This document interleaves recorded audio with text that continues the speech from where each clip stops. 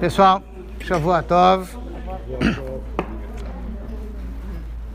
Oficialmente, o tema, pelo menos o tema que a gente colocou para ser divulgado, o nome da apresentação é A Kabbalah da Alegria e os Direitos Humanos. Sim?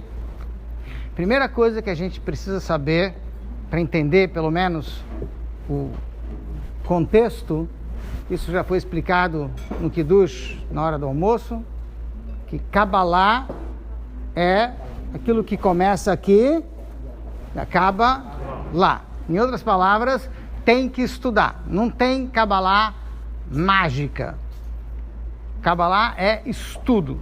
Se a pessoa não estuda, e principalmente se ele não estuda a Torá, não tem como entender Kabbalah. Hoje em dia, o pessoal vende Kabbalah como fórmula mágica. E esse é um problema grave. Porque, no fundo, a ideia não é essa. A ideia é de que Kabbalah é ensinamento para a vida inteira. Não é só um nome divino para você usar nessa ocasião. Não é usar a Kabbalah para ti. É você estar entregue para Hashem através da Kabbalah. Tá? O que significa que você consegue mexer com a tua alma? Vamos lá. Segunda coisa. Direitos humanos, por definição, é pura discriminação. Tá claro isso? Direitos humanos, por definição, é pura discriminação. Porque automaticamente, ao usar a expressão direitos humanos, você excluiu os esquerdos.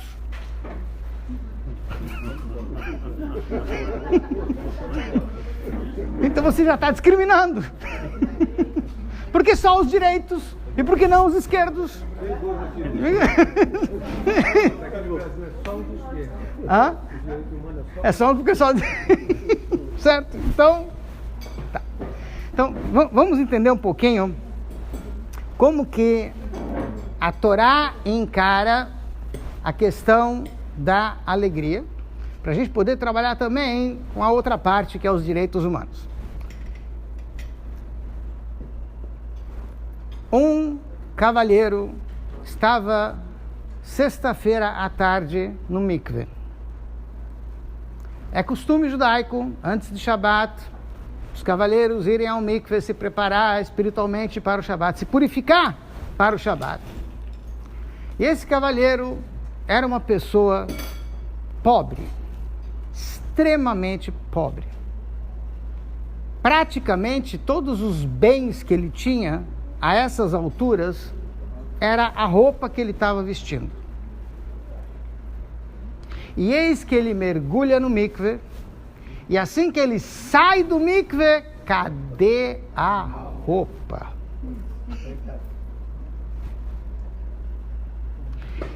E quando ele se deu conta de que a roupa dele sumiu, ele começou a dançar.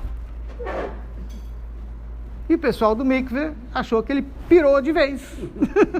Aí deve ter dado um curto-circuito. Imagina, a única coisa que ele tinha na roupa sumiu. E o homem dança. Depois ele estava todo animado. Aí alguém pergunta para ele, desculpa, você está dançando por quê? Falou, porque eu tenho certeza que agora só vem coisa boa. Por quê? Porque eu já cheguei no fundo do poço. Do fundo não passa, agora só para cima. Então, com certeza, vai ser bom.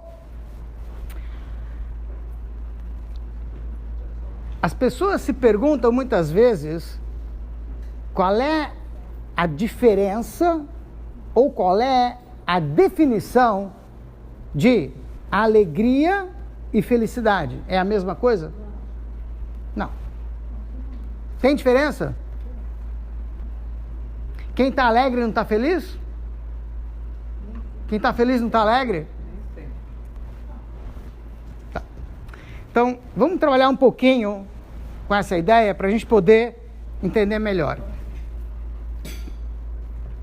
Uma maneira simples de encarar os dois é comparar a alegria está para a felicidade da mesma forma que a paixão está para o amor. Como assim? Uma pessoa pode estar apaixonada ou pode estar amando alguém. Que pode ser uma pessoa, pode ser um hobby, pode ser um pet. Até um certo ponto. Tá? Não conheço muita gente que morre de paixão pelo hobby, mas tem alguns que sim. Pelos pets eu acho mais complicado. Mas tudo bem. Nós vamos falar de relacionamentos humanos. Sim? Muito bem. Uma pessoa que chega para você e diz: eu vivo apaixonado por tal pessoa, seja lá quem for, ele ou ela. Sim? Porque hoje em dia se fala muito disso. Aonde vive essa pessoa? No manicômio. Bexiga, doido. Ninguém consegue ficar apaixonado o tempo todo. É loucura, não existe isso. Não tem como. Por quê? Porque é muita energia. É muito forte o sentimento. E como é muita energia, não tem como a pessoa ficar o tempo todo com essa emoção. Sim? A não ser que o cara está tomando bolinha ou qualquer coisa do gênero. Mas uma pessoa normal não tem como fazer isso. Então o que acontece? A pessoa tem piques, momentos de paixão. E entre um pique de paixão e o outro, ele tem amor. Que é mais suave, mais tranquilo. Uma sensação agradável. Quanto mais próximos são esses piques de paixão, mais contínuo é esse sentimento de amor. Dizem que em termos de alegria e felicidade, não está muito longe. Ou seja, a alegria é muito intenso. É um sentimento muito forte. Você gargalha, você ri e tal. Mas você não pode ficar fazendo isso o tempo todo, não dá. Ninguém aguenta. Sim? Mas se você tem vários piques de alegria, entre um pique de alegria e o outro, você está feliz. É uma alegria mais tranquila. Menos intensa, mas não deixa de ser alegria. Só que mais suave, mais tranquila, mais aguentável. Então a pergunta, o segredo é como ter mais piques de alegria para você então estar mais feliz ao longo do tempo, ao longo do dia, ao longo da semana. Sei? A Torá diz pra gente: Ivdu et Hashem besimcha. Sirvam a Deus com alegria. Então, a alegria não é uma coisa que você ganha. A esposa está chateada, perturbando o marido, aí ele dá o cartão para ela: vai para o shopping, vai ser feliz. É isso? Um pouco, ajuda. Tudo bem. Dá uma alegria. Isso. Exatamente. Mas essa alegria passa muito rápido. Enfim, vai discutir se a alegria dela, a alegria dele, a tristeza dele, a alegria dela, enfim. Mas na prática, o que acontece? Quando a pessoa encara a alegria com uma coisa: se eu tiver tal coisa, aí eu vou ser feliz, ou vou estar alegre. Sim? É o tipo da coisa que não vai ter fim. Não só que não vai ter fim, isso não é alegria. Por quê? Porque existe um sentimento humano, uma regra dentro da natureza do ser humano, que é prazer contínuo é um desprazer. Ou seja, uma pessoa que trabalha numa fábrica de chocolate provavelmente odeia chocolate. Porque se você tem esse prazer o tempo todo, ele deixa de ser um prazer. Sim? Então, esse tipo de alegria é um desses prazeres que depois de um tempo cansa. Aí precisa ter outro maior, e outro maior, e outro maior, e não tem fim. Então você não chega em lugar nenhum. O Zohar explica que eu não preciso de algo externo para ter simcha. Se eu quero estar besimcha,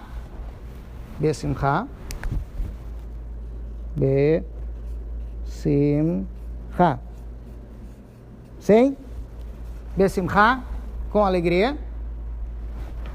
Eu tenho que trabalhar com a machshavá, com o pensamento, porque as mesmas letras de besimcha são as letras de machshavá. Aonde você botar o teu pensamento, vai ter simcha ou não. Só depende da tua cabeça. E você encontra pessoas que estão extremamente bem de vida no sentido material, físico, e que estão tristes, infelizes. E pessoas que têm nada, mas a cabeça está jóia, ótima, maravilhosa. E como na cabeça, na machshavá, ele está besimcha, tem alegria, ele tem alegria o dia inteiro. Porque a alegria se produz aqui, na cabeça, e não necessariamente no bolso ou em algum outro lugar do corpo. Então, se não trabalhar a cabeça, não vai chegar na simcha, não vai ter alegria. Por outro lado, muitas vezes, a insatisfação que a gente tem no dia a dia é resultado de uma coisa só: minha alma animal. Todos nós temos duas almas. Se a gente tivesse apenas a alma divina, tudo na vida seria muito simples e muito claro. Mas nós temos duas almas dentro da gente. Hashem colocou dentro de cada um de nós uma alma divina e uma alma animal. E não foi à toa, e tem uma ordem de como Deus colocou. Primeiro, Deus colocou dentro da gente a alma animal. A gente nasce com a alma animal a 100% e a alma divina a 1%, 2%. Tem, mas muito pouco.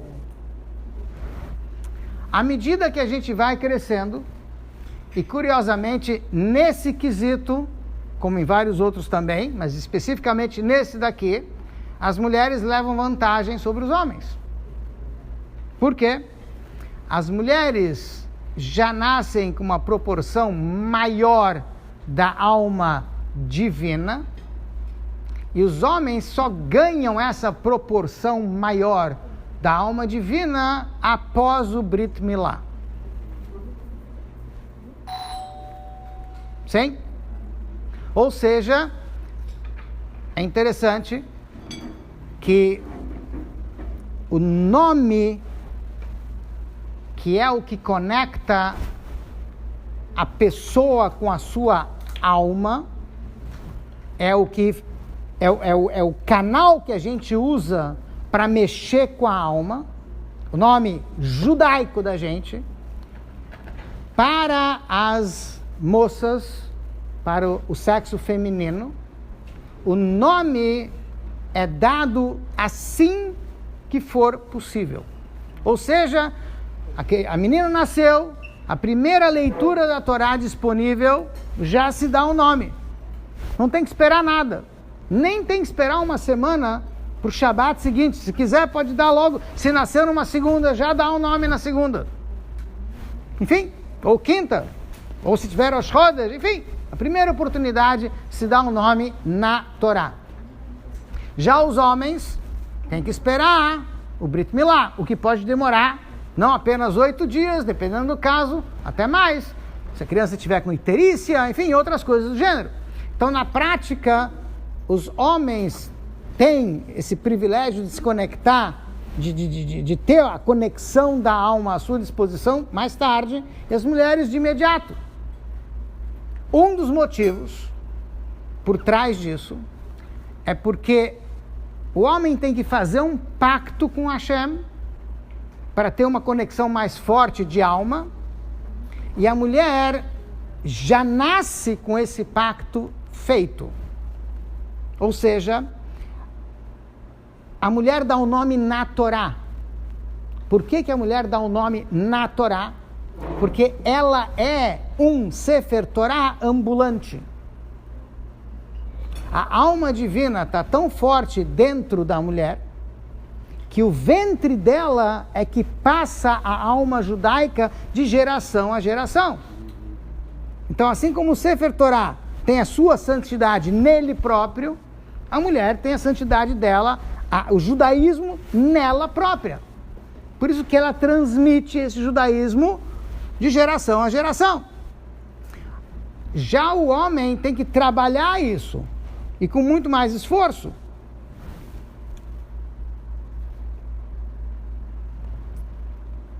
Essa alma animal que está presente nos dois, logo de imediato, a 100%, é extremamente necessária. E não é à toa que a Hashem criou a gente assim. Por quê? Porque a alma animal, como em várias ocasiões eu faço questão de frisar, ela é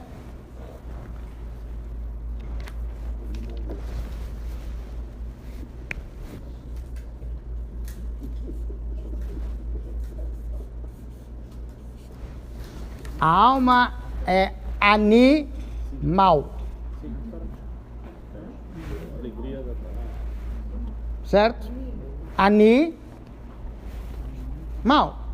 O que é o ani? É o eu, é o ego. Sim? O que é a alma animal? É o nosso ego.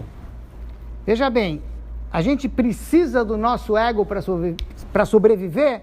Sim, todo ser humano ou não tem um instinto de sobrevivência. Senão ele não vive. Se ele não cuida de si mesmo, ele não vive. Então o instinto de sobrevivência que está dentro da gente é o meu ani, é o meu ego. Ele, a princípio, é chamado na Torá, eu estou usando esse trocadilho, mas a ideia é de que ele é necessário, mas na dose errada, ele é puro egoísmo. Eu, e mais eu, e mais eu, e mais ninguém. Esse é o nosso lado animal. E esse nosso lado animal acompanha a gente desde nascença em diante. Já o nosso lado divino, e a diferença é muito simples, enquanto o lado animal é aquele que só vê a si mesmo, ou aquilo que ele precisa ou ele quer, o lado divino não enxerga a si mesmo, só enxerga o outro. Se esse outro é outra pessoa, ou se esse outro é Deus, mas é o outro que ele enxerga. Por isso que ele é divino. A mesma pessoa fazendo a mesma atividade. Tipo, a pessoa veio para uma festa e está procurando um lugar para sentar. Sim? E aí ela vê aquele lugarzinho simpático, dando sopa, ela vai, senta. Não fez nenhum crime, não tirou o lugar de ninguém. Eu não estou falando das pessoas que colocam a bolsa nas cadeiras e fica reservando 300 cadeiras para 300 amigas que não existem, tá? Enfim, tá? A pessoa foi lá e sentou, não fez nenhum crime, mas ela foi um pouquinho egoísta. E dependendo da situação, pode ser que ela tirou o lugar de alguém. Dependendo do caso. Não é um crime, mas talvez não é muito elegante. Sim? Essa mesma pessoa, se ela pegasse aquele lugar e desse para uma outra pessoa, fez uma mitzvah. Ela sentando é egoísta ou não? Bom, vamos analisar. Mas com certeza, se ela der aquele lugar para uma outra pessoa, é uma mitzvah. Ela ajudou alguém. Se eu encho o meu prato de comida, eu sou um glutão. Se eu encho o prato de comida e dou para alguém, é uma mitzvah. Então, a mesma atividade, quando você só muda o foco, você muda completamente a natureza da atividade.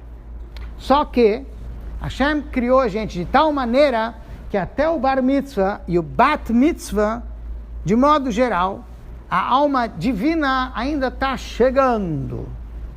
Ainda não se instalou completamente dentro do corpo da gente. E só depois que a gente diz que agora a alma divina se encontra. Por quê? Porque a chave do funcionamento da alma divina está aqui. É o raciocínio. E o raciocínio não se desenvolve na criança, eu diria, a maturidade não se desenvolve na criança até os 12, 13 anos. E curiosamente, nas moças, a maturidade vem mais cedo, aos 12. Nos rapazes vem aos 13.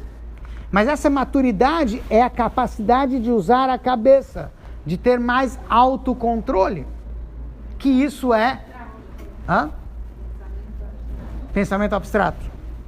Perdão. Mas tudo isso é necessário para quê? Para a pessoa poder se controlar e fazer algo pelo outro, e não só por si mesmo. Por que Hashem criou a gente dessa maneira? Os Rebes trazem vários mamarim de Hassidut, várias ideias. Uma ideia simples é a seguinte: Deus nos deu a todos livre-arbítrio. E para exercer o nosso livre-arbítrio, eu tenho que ter as duas opções iguais. Senão é injusto. Tanto para fazer uma coisa boa, como para fazer uma coisa ruim, a opção tem que ser igual. O que acontece? Antes do Bar Mitzvah e do Bat Mitzvah, Deus não está cobrando da gente nada de especial. Você não tem obrigação ainda de fazer nada.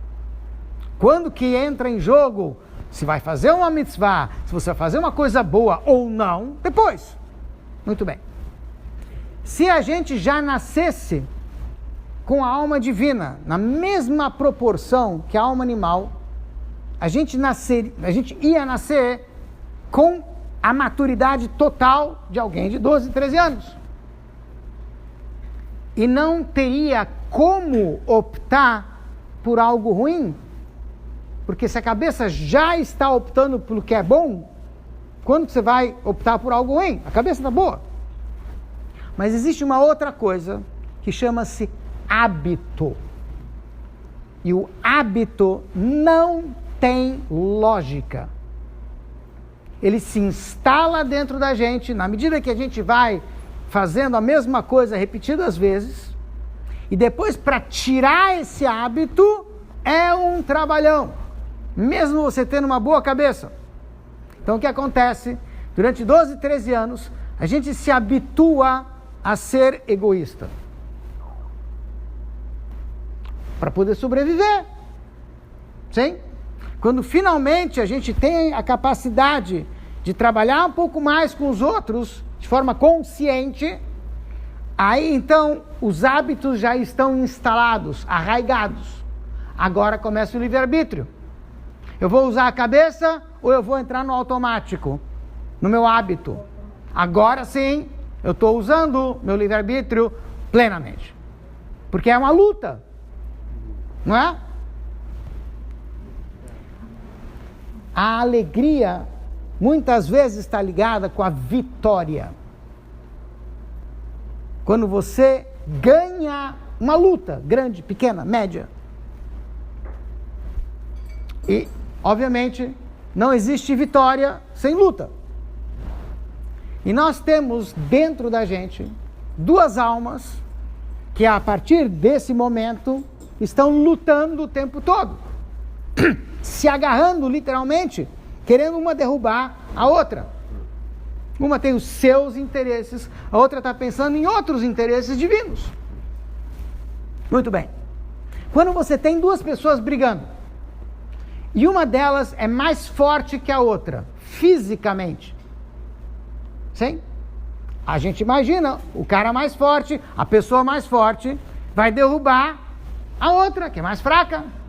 Mas quem aqui aprendeu alguma coisa de artes marciais, sabe que o fato da pessoa ter mais força não garante que ele vai ganhar a luta. Por quê? Uma das coisas importantes é a pessoa ter agilidade. Não ter preguiça. Então, na medida que a pessoa é mais ágil, ela pode ser até mais fraca. Mas como ela está mais ágil, ela muitas vezes consegue derrubar até o mais forte. Sim? Muito bem. Alegria traz ação. Tristeza traz inação.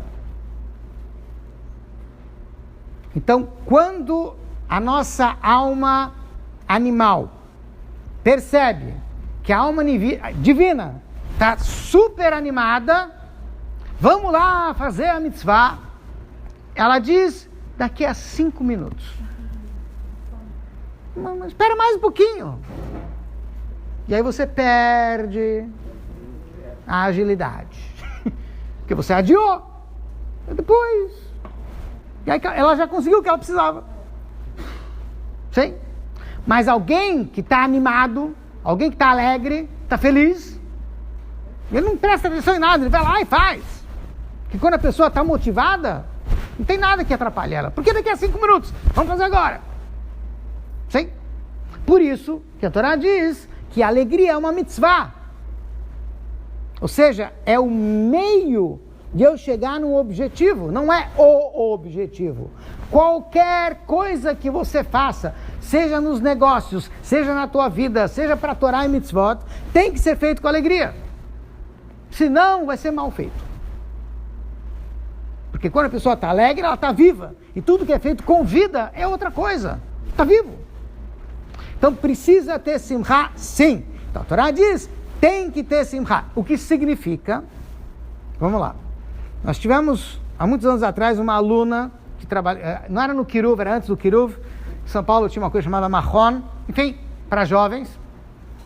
E ela vinha participando, e a gente estava comentando, na época, alguma coisa a respeito de alegria, tristeza. E ela comentou na aula uma coisa que, para mim, foi muito interessante. Ela disse o seguinte, ela estava precisando de dinheiro, por isso que ela estava vindo nessas aulas, que eram pagas e tudo mais.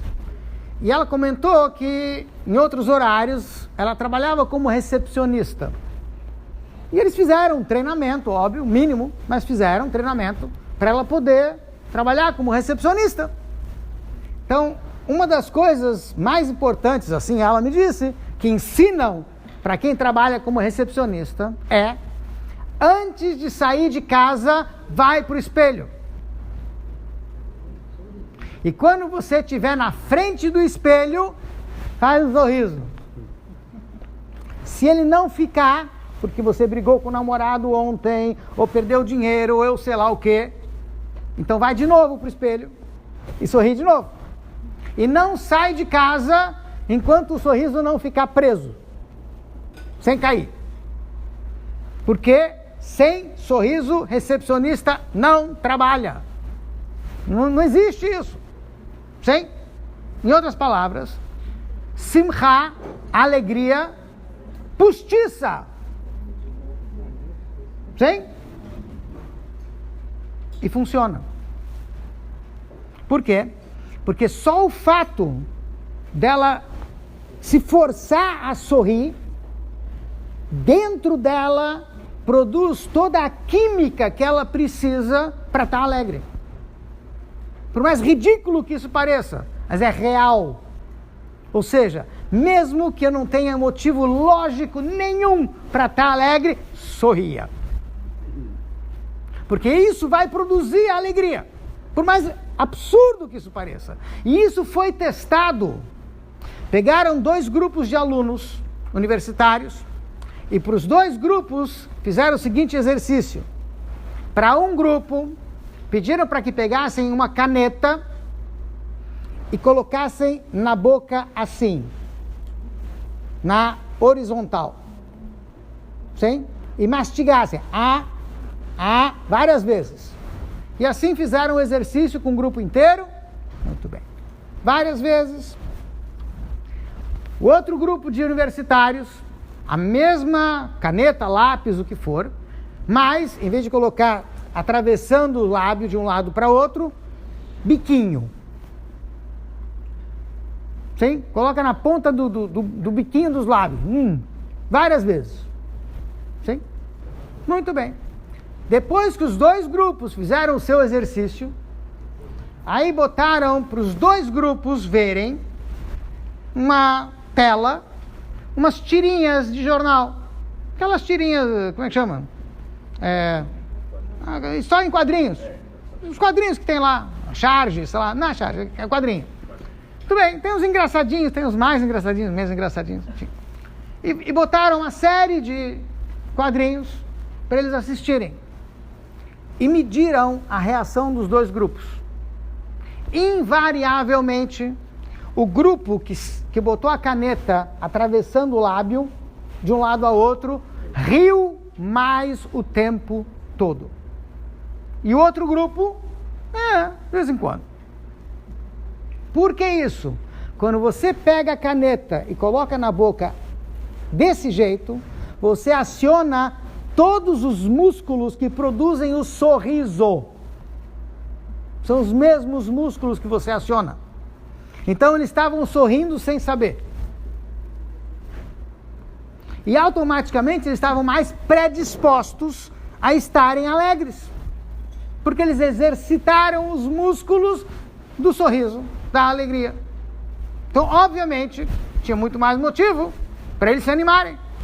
Os outros, ao fazer esse movimento, acionaram os músculos do choro. Então eles estavam mais predispostos a chorar, não necessariamente a rir. Então você vê que até um movimento simples, sem kavaná nenhuma, sem nenhuma intenção mais profunda, mas o fato da pessoa agir como alguém que está alegre, faz a pessoa ficar alegre. E isso é uma mitzvah. Ou seja, independente de eu achar que isso tem lógica ou não tem lógica, se eu exercito a fazer um sorriso todo dia, quando saio de casa, falo com as pessoas, estou com alguém, estou sempre sorrindo, eu produzo alegria para mim e para todos que estão à minha volta. Magid Mezritch, sucessor do Baal Shem Tov, ele pegou uma Mishnah do Pirkei Avot e ele disse: a Mishnah é deprimente, mas Hassidut é alegria. E ele conseguiu botar alegria na depressão. Eu explico. A Mishnah diz o seguinte: Da malemala mimcha, saiba o que está acima de você. Ain ro'a ve'ozen shomat, tem um olho que vê tudo que você está fazendo. Olha lá o que você está fazendo. E tem um ouvido que ouve tudo que você diz. E tudo que você faz está sendo registrado. Não é deprimente? O Big Brother ali o tempo todo. E não solta. Sim? Ninguém fica muito alegre depois de ouvir isso. Muito bem. O que o Magid Mezritch explica? Saiba, malemala, tudo que acontece lá em cima, mimcha, é você que produz. Em outras palavras, se você quer produzir algo de positivo lá em cima, faça algo de positivo aqui embaixo. Se você quer produzir algo de negativo, faz aqui embaixo também. Como assim? Quem produz alegria aqui embaixo, produz alegria lá em cima. Infelizmente, quem produz tristeza aqui embaixo, também produz lá em cima. E se você produziu ali em cima, é isso que vai vir para você. Porque da onde vem tudo? Vem lá de cima.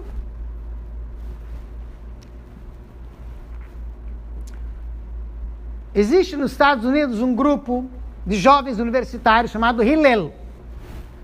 Há muitos anos eles trabalham com várias universidades, juntam os jovens, fazem atividades, mas é um grupo que não está exatamente afiliado, ou pelo menos não estava até muitos anos atrás, muito próximo do judaísmo, eu vou chamar de ortodoxo, eu odeio a palavra, mas tudo bem, por falta de palavra melhor, mas eles não tinham um vínculo muito grande com o mitzvot.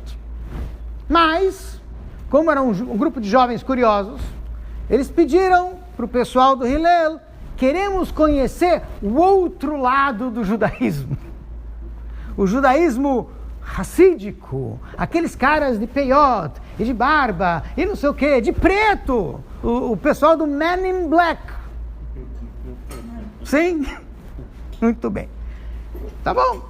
E eles começaram então a pesquisar, perguntaram para vários grupos de Hassidim e de outras yeshivot: olha, temos um grupo de jovens, rapazes e moças que querem fazer entrevistas e conhecer esse outro lado do judaísmo. E a resposta invariavelmente foi: para vocês, não. Tipo, vocês não são do nosso time, tchau, fora. Teve um lugar que aceitou. O Rebbe de Lubavitch pessoalmente pediu para que os jovens viessem falar com ele. Venham ter uma audiência comigo, com prazer. Traz os jovens. Tudo bem. Trouxeram os jovens do Hillel. E lá, no 770, na sinagoga do Rebbe, tinha um shaliach, o emissário do Rebbe para Minnesota, Rabino Moshe Feller, que estava no 770, e um dos secretários do Rebbe buscou o homem e disse: o Rebbe pediu para te chamar, porque vai ter uma entrevista com o pessoal do Hillel, você sabe inglês bem, é possível que os rapazes ou as moças não entendam o que o Rebbe está falando, por mais que o Rebbe vai falar inglês. Então o Rebbe pediu, pelo menos esteja lá, se for preciso, você pode ajudar.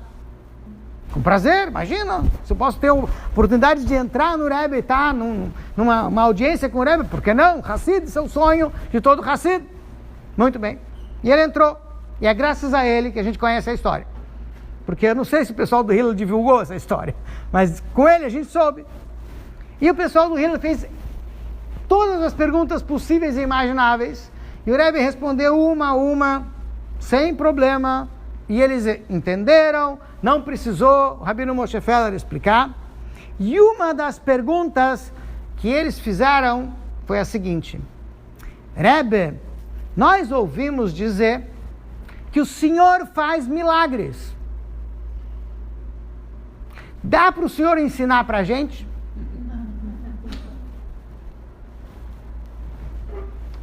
E o Rebbe respondeu: sim, claro. Eu não sei se ele falou é mole, é fácil, mas tudo bem. Tá bom. Aí ele falou para ele assim: vamos entender primeiro que história é essa de milagre. Como é que funciona? Quando que alguém precisa de milagre? Quando as coisas não estão bem. Tem algum problema, algum nó, alguma coisa aqui embaixo que não está bem, não está legal, e eu preciso desarmar esse nó, resolver esse problema. E quando você diz assim, não tem jeito de resolver, aí precisa de um milagre para resolver o tal do problema. Se é saúde, se é financeiro, não importa, mas é um problema. Mas aonde se produziu esse problema? Aqui embaixo? Não! Os problemas são resultado de uma decisão lá em cima. Lá em cima, na sua origem espiritual, foi decidido que aqui embaixo vai ter tal e tal coisa. E se você quer desarmar o nó aqui embaixo, não adianta ficar brigando aqui embaixo, porque você está mexendo com a consequência. Você tem que mexer com a causa, e a causa está lá em cima. Então você tem que aprender a sair daqui de baixo e chegar lá em cima. E se você chega lá em cima, aí você desarma todos os nós. Fácil, não?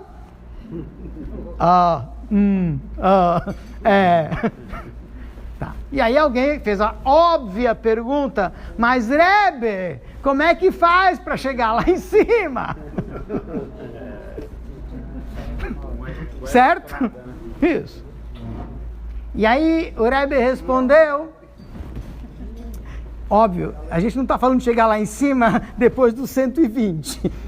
Aí todo mundo chega, não tem dúvida. A gente está falando de chegar antes e voltar. Tá? Tudo bem. Isso.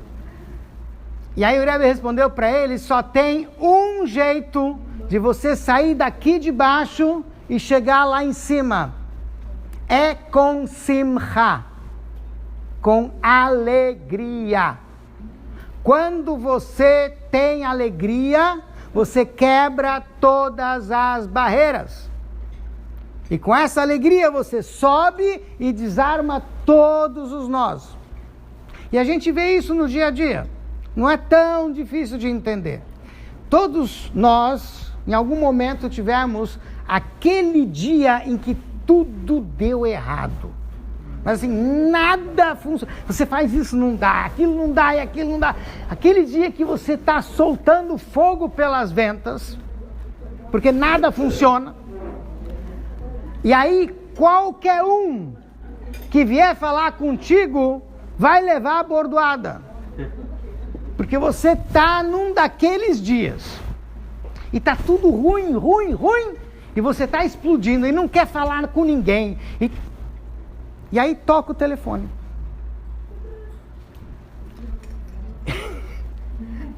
Tem sonoplastia também.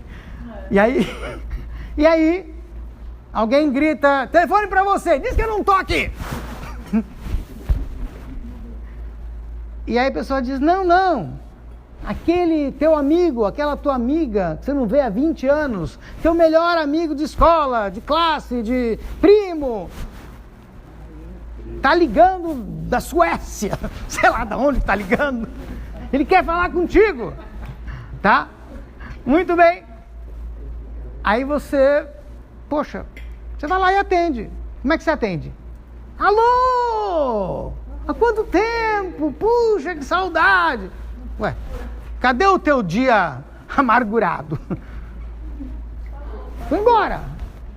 Sim? Não só que o dia foi embora, depois desse telefonema, a tua cabeça funciona melhor.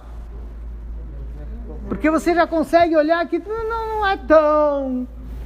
Mas o problema continua igual, as coisas estão exatamente iguais, nada no mundo à tua volta aqui mudou, exceto a tua alegria. E no momento que entrou a tua alegria, todo o resto mudou. E mudou para bem. Porque a alegria entrando é milagrosa. A gente está em Motzei Shabbat, sábado à noite, costuma-se dizer que sábado à noite contar uma história do Baal Shem Tov ajuda a trazer parnassá, sustento. Então, uma boa pedida. E aí o quinto Rebbe de Lubavitch disse que nessa frase tem 3 erros. 3.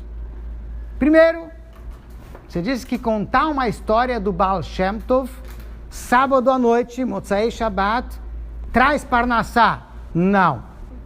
Não é sábado à noite. Qualquer dia, qualquer hora. Segundo erro, não é só parnassá. Traz saúde, parnassá, alegria, tudo que você precisa. Terceiro erro, não é só uma história do Baal Shem Tov. Qualquer tzadik, a história de qualquer tzadik, traz tudo isso de bom, qualquer dia, qualquer hora. Então, aproveitando o ensejo, vamos falar de uma história não de um tzadik, de 2 tzadikim. Que aí é dose dupla. Fica mais animado. Muito bem. existiam dois irmãos que eram conhecidos como grandes tzadikim. Rav Elimelech Lizensk, ou Lizensk, eu sei lá como é que era o nome da cidade, e Rav Zusha Meanipoli. Os nomes não vão cair na prova, não tem que decorar. Tá certo? Claro isso? Tudo bem. Tudo bem. E aí, esses dois irmãos, que eram tzadikim muito especiais, em uma época, em um determinado momento da sua vida, resolveram perambular de cidade em cidade, por um lado, para trazer judaísmo para essas cidades, e por outro lado, era uma espécie de autopurgação. Estavam se purificando, indo no galut, indo no exílio. Ou seja, através do exílio, isso também espiava os seus pecados, enfim. Eles tinham esse objetivo. E eis que esses dois tzadikim foram parar numa determinada cidade, um vilarejo, ficaram hospedados num hotelzinho judaico, tinha muito naquela época, e alguém que perdeu um objeto de valor acusou os dois de serem os ladrões. Só que não acusou os dois, foi para a polícia e denunciou os dois como os ladrões. Não deu outra, a polícia foi lá e prendeu os dois tzadikim, que não estavam entendendo nada do que estava acontecendo, e enfiaram os dois tzadikim numa prisão com mais sei lá quantos delinquentes perigosos, sei lá, 80, 70, uma sala cheia de gente, entupida, um monte de bandido ali, e estavam lá os dois tzadikim, abriram a porta, enfiaram os dois lá dentro, e eles ficaram lá. E os dois olharam para a cara do outro, como quem diz, o que Hashem quer da gente? Por que Hashem colocou a gente aqui? E para piorar um pouquinho, tinha um balde. Não tinha banheiro naquela cela. Eu preciso explicar mais? Não. E eis que o balde estava lá, no meio da cela, e as condições eram tais que você não podia nem falar o nome de Hashem naquela cela. Não tinha condições. Quanto mais fazer uma tefilá, ou estudar a Torá, ou o que fosse, porque não pode, nessas condições, se estudar a Torá, e nem falar tefilá. E Rav Zusha começa a chorar. Aí o irmão, o Rav Elimelech, se vira para ele e fala, Zusha, por que você está chorando? Ele falou, eu não entendo o que Hashem quer de mim. Eu não posso nem fazer uma tefilá. Eu não posso nem estudar alguma coisa de Torá. Como que eu vou fazer a vontade de Hashem aqui? O que Ele quer de mim? Por que Ele me botou aqui? E aí o irmão disse, eu não estou te entendendo. Por que não pode fazer tefilá? Por que não pode estudar a Torá? Ele falou, como por que não pode? Não está vendo balde aí? E daí? Como e daí? Eu preciso te explicar? Não estou entendendo. Mas não pode fazer a tefilá quando tem esse negócio aqui. Não pode estudar a Torá quando tem esse balde aqui. Aí ele falou, quem te disse? Como quem te disse? Hashem. Ah, é? Então você não rezando e não estudando Torá aqui está fazendo a vontade de Hashem. Eureka! É verdade. Então eu não estudando e não rezando, estou fazendo a vontade de Hashem aqui. Uau! E começou a dançar com o irmão em volta do balde. Uma cena assim surreal. Os dois dançando em volta do balde. E os outros bandidos todos olhando, esses caras estão doidos. Trouxeram dois malucos aqui para nossa cela. E eles dançando, fazendo a maior bagunça, e dançando. E em prisão não é muito comum, nem é muito agradável para os carcereiros ter bagunça. E eis que o temível e temido carcereiro vem trotando para aquela cela. Que maluquice é essa? Que bagunça é essa que estão fazendo nessa cela? Parem com isso! E os dois totalmente desligados, em êxtase, dançando. E o carcereiro gritando e todo mundo morrendo de medo. E os dois dançando. Até que o carcereiro se vira para um dos presos. Me explica o que está acontecendo aqui. O balde.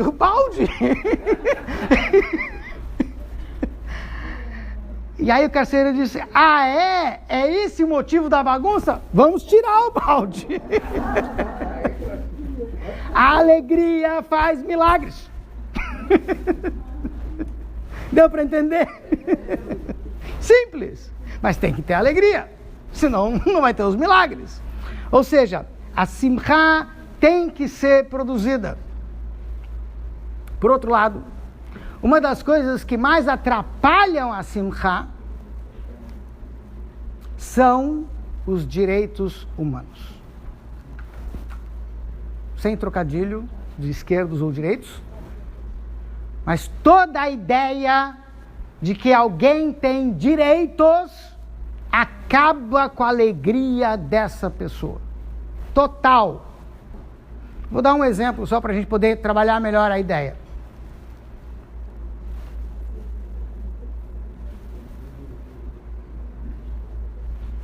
Se você está andando pela rua, em algum lugar, e alguém vem e te dá um brinde, um shampoozinho, uma canetinha, um sei lá o quê. Sim? Do nada. Uau, que bom, obrigado. Você fica animado, você fica feliz. Quando você vai buscar o teu cheque no fim do mês, você não fica às vezes tão animado. Não é assim? Quando você vai fazer o balanço no fim do mês, nem sempre você fica tão animado. Mas o valor é muito maior. Ali era um souvenirzinho, uma besteirinha.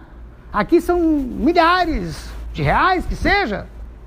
Por que você não está feliz? Porque quando eu recebo o salário ou vou fazer as contas, eu sempre digo: eu mereço mais. Eu merecia mais. Eu trabalhei muito. Eu fiz por onde? Não é assim?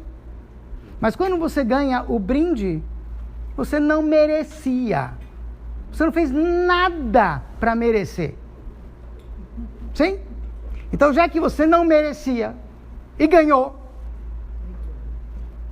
você está feliz. Ou seja, toda vez que você acha que merece, você fica infeliz. Por quê? Quando eu acho que eu mereço, eu perco a oportunidade de ser grato. Porque eu acho que mereço. A propaganda antigamente, quando queriam te vender um carro ou um shampoo, era assim: este é o melhor carro, esse é o melhor shampoo que tem no mercado. Por quê? Partia-se do princípio que a pessoa está procurando o que há de melhor.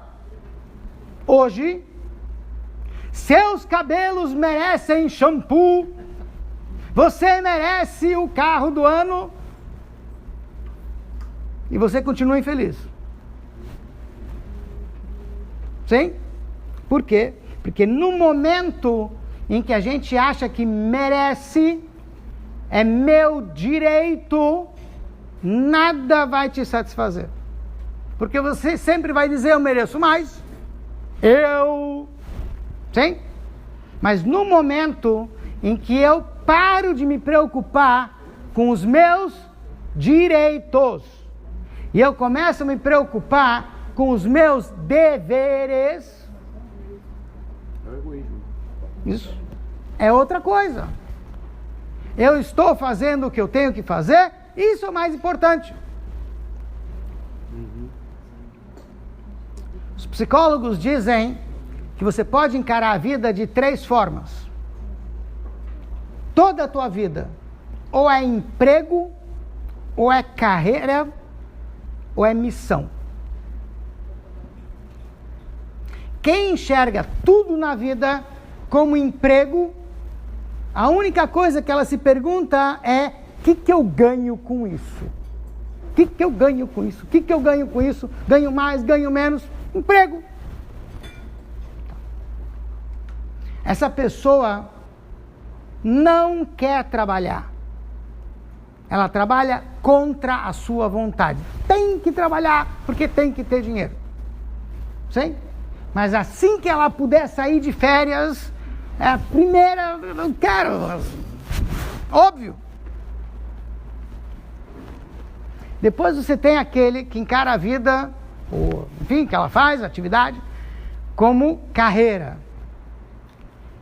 Ela aguenta um pouco mais estar na situação em que ela está, não odeia tanto o que ela está fazendo, porque ela sabe que eu preciso disso que eu estou fazendo agora para subir de cargo. Então é o mal necessário. Eu aguento até eu conseguir subir para o próximo cargo, para o que está acima. Estou fazendo carreira. Sim? Mas ele também nunca está satisfeito. Por quê? Porque ele tem que subir. E sempre vai ter o que subir. Então não chega em lugar nenhum também. E tem aquele que encara a vida como uma missão. O que eu tenho que fazer aqui?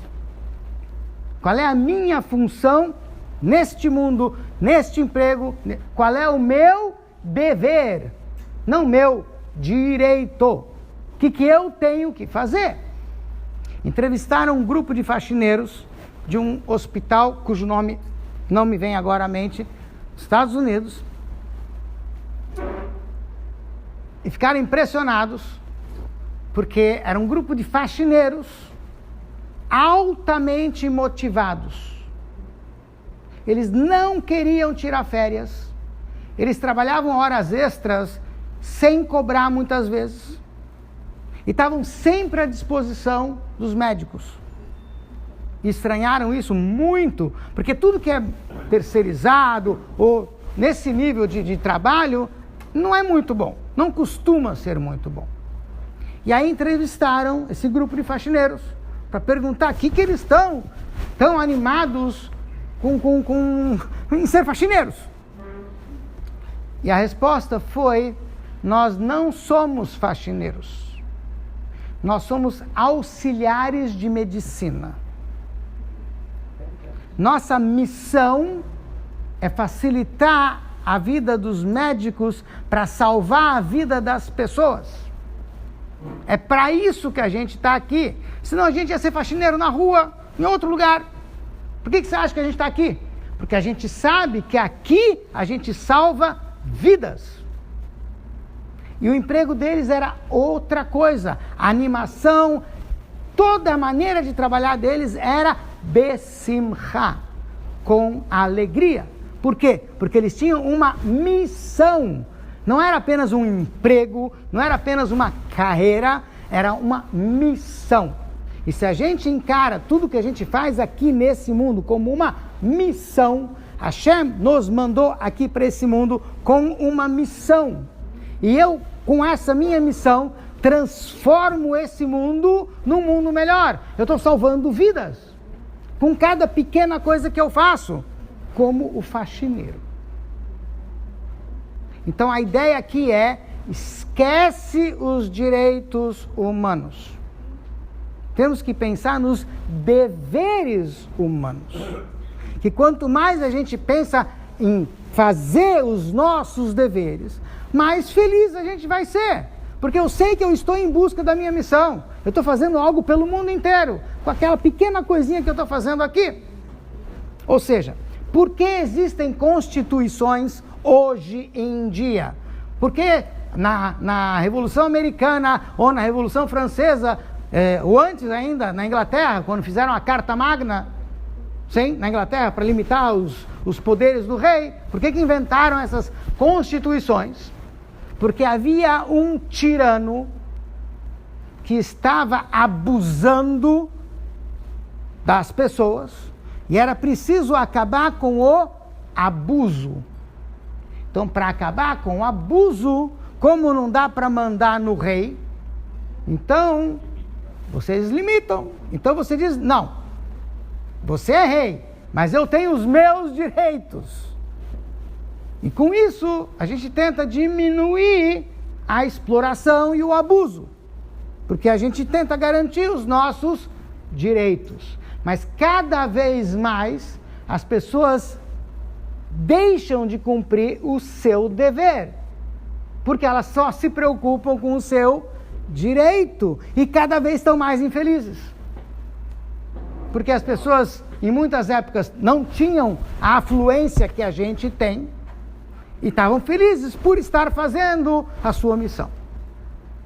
Então, a ideia, dentro desse contexto de alegria, é que quanto mais a gente está imbuído de fazer a nossa missão, e nós temos uma missão muito clara aqui, cada mitzvah que a gente tem para fazer é a nossa missão. Perguntaram uma vez para o Radvaz, um dos grandes poskim, das grandes autoridades de Halachá, qual é a mitzvah mais importante da Torá. A questão aqui é uma questão muito estranha, está registrada nos livros. Um judeu foi capturado por um grupo de piratas. Isso foi por volta de 1400, 1500, no Mediterrâneo. Esses piratas venderam esse judeu para um árabe, para um goi. E ele virou escravo. Só que ele era tão eficiente, tão bom, e ao longo do tempo, o patrão, o dono dele, gostava tanto dele, criou um vínculo com ele, que ele disse para ele, sabe o quê? Eu confio em você. Um dia por ano, eu vou te deixar livre. Faz o que você quiser. Naquela época, ele não tinha como fugir de lá. Não tinha nem para onde fugir, onde quer que ele estava. Mas ele conseguiu mandar uma carta, eu acho que para a comunidade que estava no Egito, e essa carta chegou até o Radvaz, até essa autoridade de Halachá, e a pergunta dele é, que dia eu devo escolher? Yom Kippur, Pesach, Rosh Hashanah, porque nesse dia ele vai poder fazer uma mitzvah, tranquilo, onde quer que ele consiga, o que quer que ele consiga. E a resposta do Radvaz, ela é básica para a gente.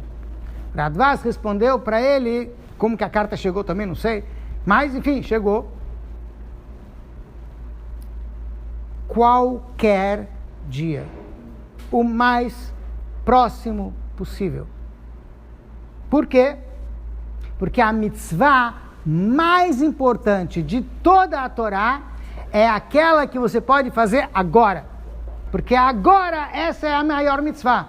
E daqui a pouco, quando você puder fazer uma outra, aquela vai ser a mitzvah mais importante da Torá. E depois, quando tiver outra, aquela vai ser a mais importante. Porque cada uma delas é a nossa missão. E quando você está feliz, porque você pode fazer a tua missão, você tem simchá o tempo todo. Então, pessoal, que a gente possa cumprir a nossa missão. Que cada um de nós possa fazer o máximo de mitzvot. E assim a gente possa ter muita simchá. E a maior simchá que a gente vai ter, que a palavra, vamos lá, ha-simchá, a alegria, com,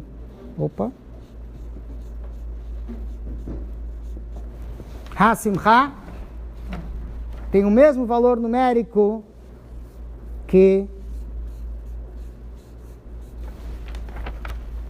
Mashiach. Ou seja, a maior alegria vai ser realmente quando Mashiach chegar, e aí a gente vai poder cumprir plenamente a nossa missão aqui, porque vai ter o Beit HaMikdash, a gente vai poder estar em Jerusalém, junto com Mashiach, fazendo todas as mitzvot da Torá, inclusive aquelas que a gente hoje não tem condições de fazer, e que a gente possa estar logo em Jerusalém, com Mashiach, com muita simchá, com muita saúde, com muita parnassá, e com tudo aquilo que a gente precisa. Amém.